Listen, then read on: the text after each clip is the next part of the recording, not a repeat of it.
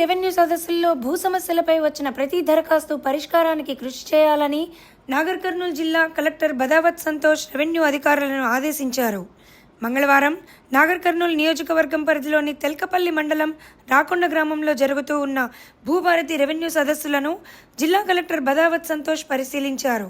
ఈ సందర్భంగా కలెక్టర్ మాట్లాడుతూ భూభారతి రెవెన్యూ సదస్సుల్లో ప్రజల భూ సమస్యల దరఖాస్తులు తీసుకొని వారికి రసీదులు తప్పనిసరిగా ఇవ్వాలన్నారు.